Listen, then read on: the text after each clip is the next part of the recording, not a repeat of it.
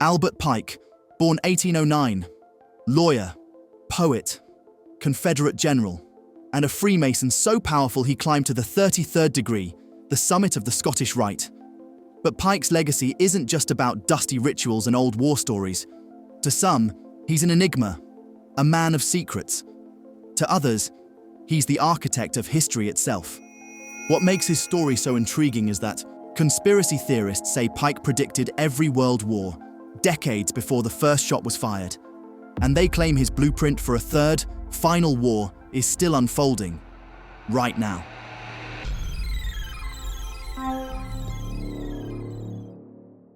But who was Pike really? Was he a prophet of doom, a misunderstood scholar, or the mastermind of an invisible empire? In this episode, we will peel back the myths, follow the trail through hidden archives, and uncover the truth about Albert Pike, the man at the heart of Freemasonry's greatest legend. Pike's story begins in Boston, Massachusetts, December 29th, 1809. A gifted student with a classical education, Pike could have taken the Ivy League path through Harvard, but he didn't. Instead, he headed west, chasing opportunity on the edge of a growing nation. In the 1830s, Pike settled in Arkansas. He taught at school. He wrote fiery articles for newspapers, and he made his mark in the courtroom, publishing the Arkansas Form Book, a practical guide for lawyers on the frontier. By the 1850s, he was a man of letters, politics, and poetry, with his collection, Hymns to the Gods, earning him recognition beyond Arkansas. But times were changing. The Civil War erupted, and Pike chose the side of the Confederacy. His knowledge of native tribes made him valuable to the Southern cause.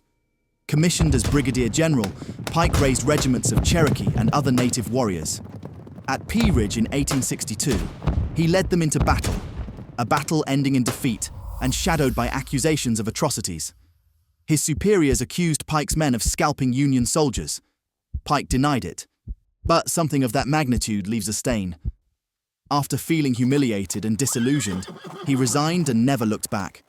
By war's end, Pike was a fugitive within his own Confederacy, quarreling with commanders and fleeing Arkansas altogether.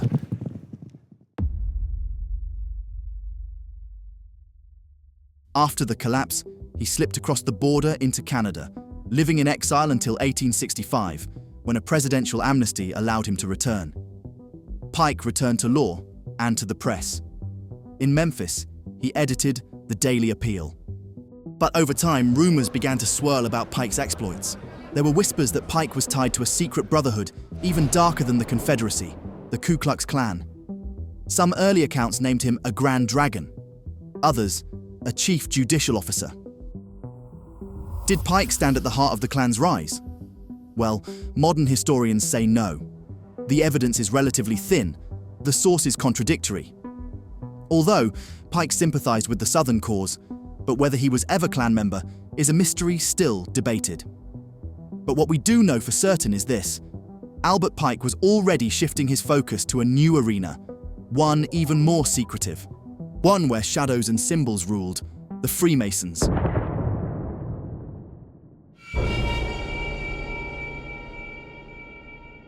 Before the Civil War in 1850, at the age of 40, Albert Pike stepped into the world that would define his legacy: Freemasonry. What began as initiation into a local lodge soon became an obsession.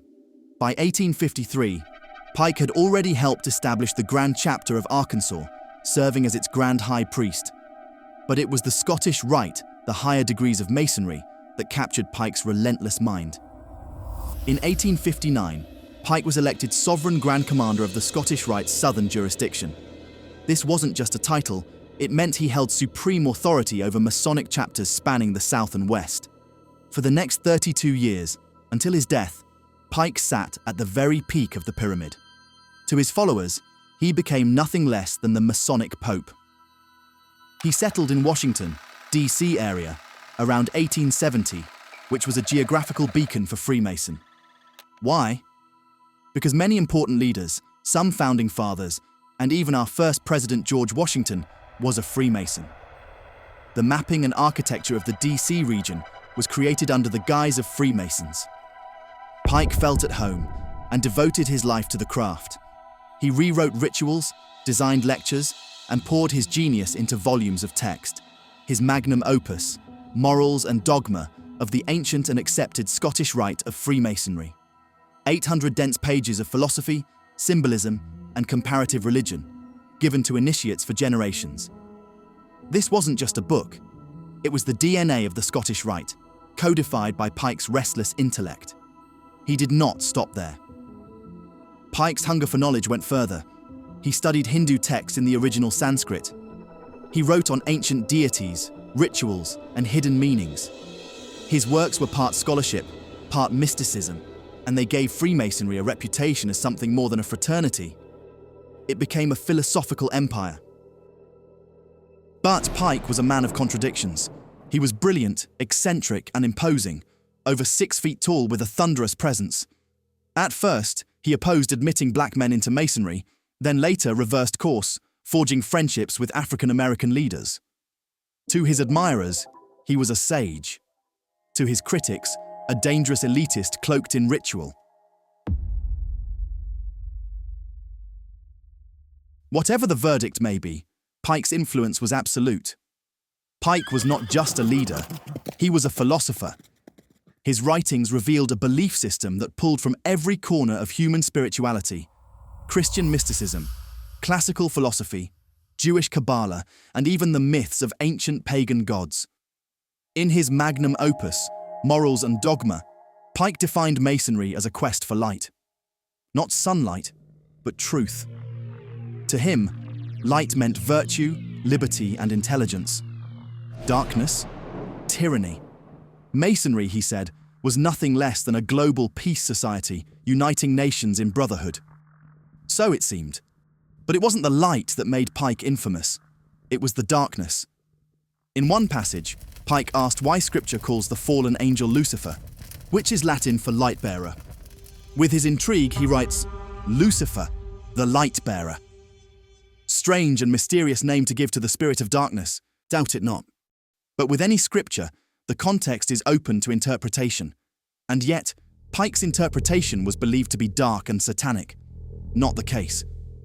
Critics seized on this as proof that Pike worshipped the devil. Some still claim he declared Lucifer to be God himself. But the truth?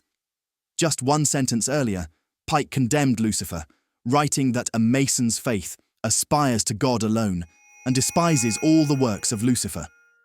The quote was ripped out of context, twisted, and weaponized.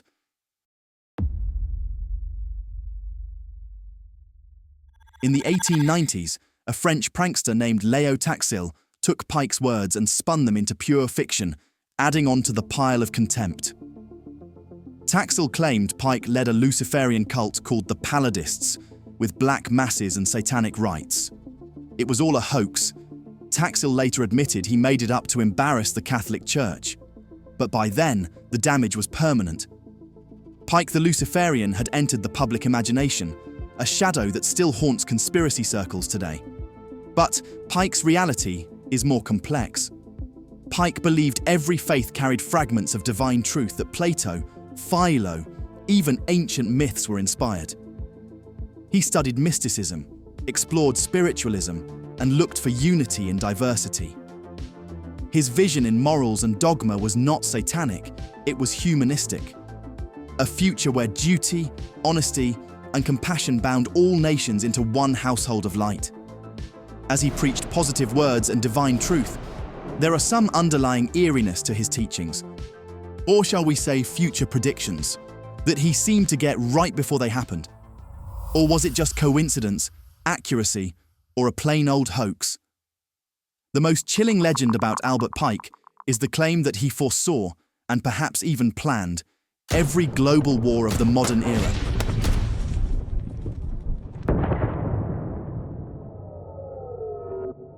The story begins in 1871 with a letter allegedly written by Pike to Italian revolutionary Giuseppe Mazzini. In it, Pike supposedly outlined a master plan: 3 world wars that would remake civilization. The First World War, he wrote, would overthrow the Russian Tsar and make communism the hammer to strike against governments and religions. The Second World War, orchestrated by fascists and Zionists, ending with the fall of Nazism, the birth of Israel, and a Cold War standoff. And the Third World War, the most terrifying of all.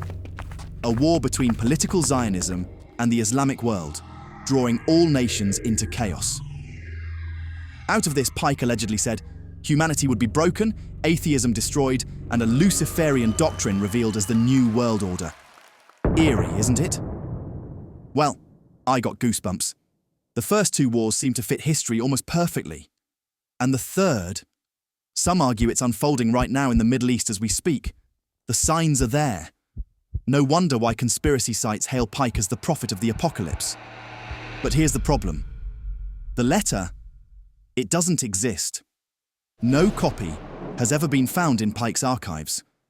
The British Museum, where the letter was supposedly housed, has flatly denied it. Is the museum covering their tracks? Maybe.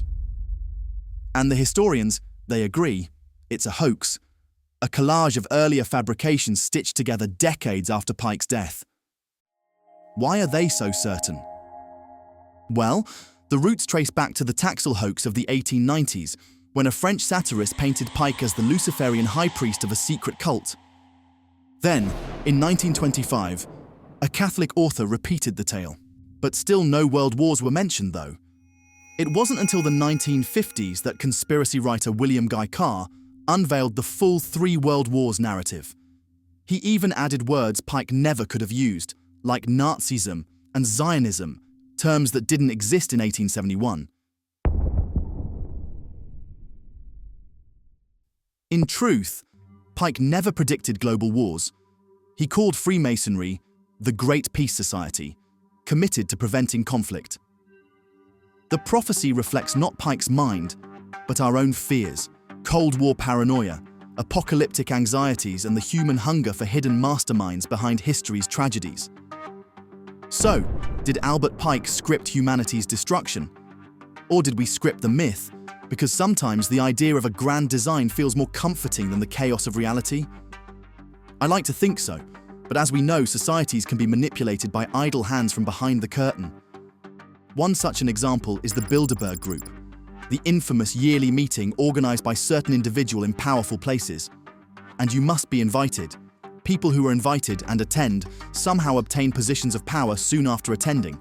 Conspiracy? Agenda? One world government in the works? And yet, these meetings continue to happen without any government oversight. So that's why these stories are created, trying to reach some level of closure and explain what we do not know.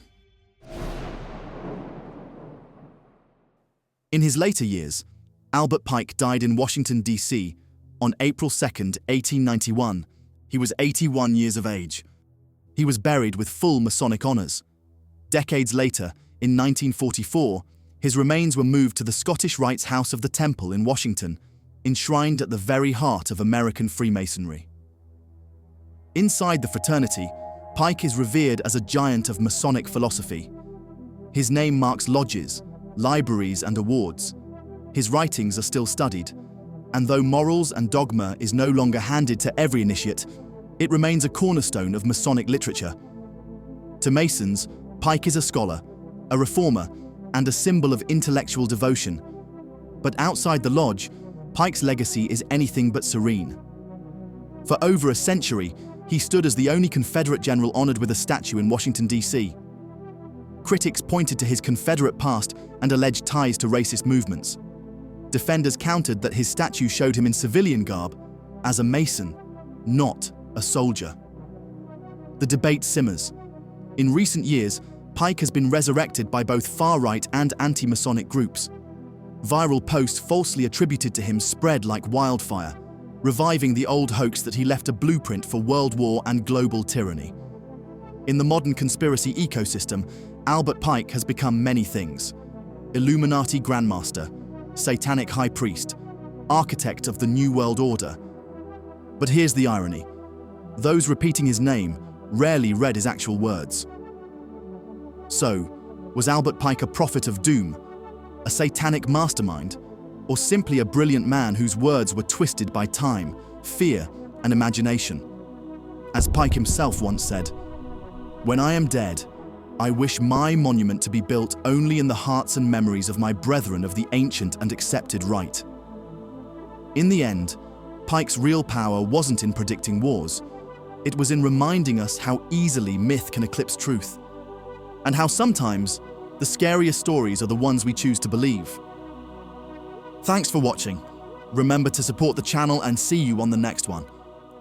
Take care and stay curious.